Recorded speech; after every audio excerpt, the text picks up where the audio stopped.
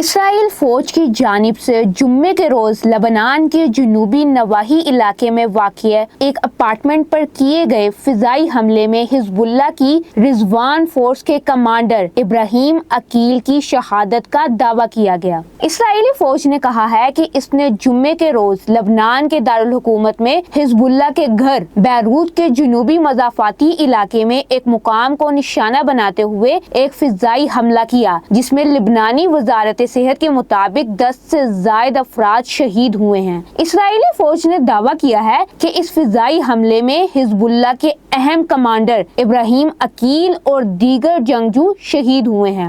IDF کا دعویٰ ہے کہ ابراہیم ان لوگوں میں شامل ہیں جنہوں نے طوفان الجلیل آپریشن کا منصوبہ بنایا تھا، جس کا مقصد اسرائیل کے علاقے الجلیل کے قصبوں پر حماس کی طرح 7 اکتوبر جیسا حملہ کرنا تھا۔ ابراہیم عقیل کو تحسین کے نام سے بھی جانا جاتا تھا اور وہ فواد شکر کے قتل کے بعد ایک ہفتہ قبل ہی تنظیم کے سیکنڈ ان کمانڈ بنے تھے۔ وہ حملے کے وقت لبنان کے نواحی علاقے میں قائم ایک عمارت میں حزب اللہ کے ایک اجلاس میں شریک تھے۔ ابراہیم عقیل لبنان میں 1962 میں پیدا ہوئے۔ انہوں نے حزب اللہ کے اعلیٰ ترین عسکری ونگ جہاد کونسل میں خدمات انجام دی اور فواد شکر کے قتل کے وقت تک تنظیم کے آپریشنز کمانڈر اور تیسرے اہم آدمی تھے۔ اسرائیلی آرمی ریڈیو کے مطابق ابراہیم عقیل حزب اللہ کے آپریشنز ڈویژنز کے سربراہ تھے اور گزشتہ کئی عرصے سے وہ ان کے نشانے پر رہے ہیں۔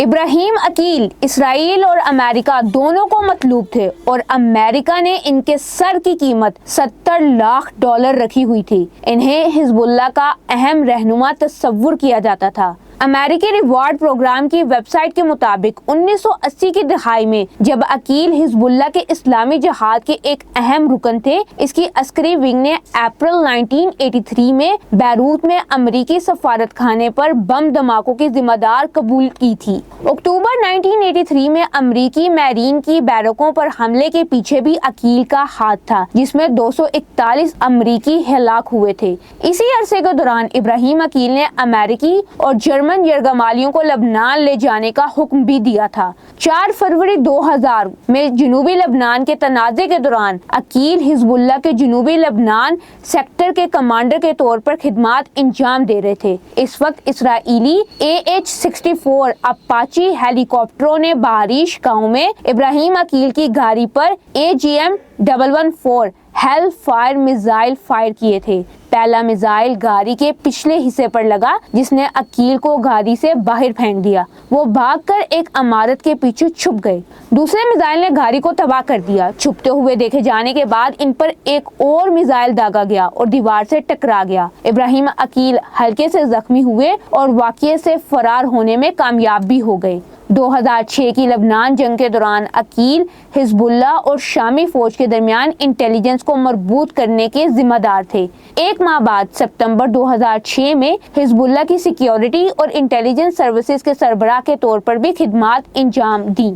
انٹیلیجنس آن لائن کے مطابق عقیل حزب اللہ کے 3 کارندوں میں سے ایک تھے، حسن نصر اللہ اور مصطفیٰ بدر الدین کے ساتھ، جنہوں نے 1980 اور 1990 کے اوائل کے دوران تربیت کے لیے کئی مہینوں کے لیے شمالی کوریا کا دورہ بھی کیا۔ US ٹریجری نے 21 جولائی 2015 کو جاری کیے گئے ایگزیکٹو آرڈر 13582 کے تحت عقیل کو دہشت گرد کے طور پر نامزد کیا اور ان پر حزب اللہ کے لیے کام کرنے کا الزام لگایا۔ 10 ستمبر 2019 کو امریکی محکمہ خارجہ نے ترمیم شدہ ایگزیکٹو آرڈر 13224 کے تحت عقیل کو خصوصی طور پر نامزد عالمی دہشت گرد قرار دیا تھا۔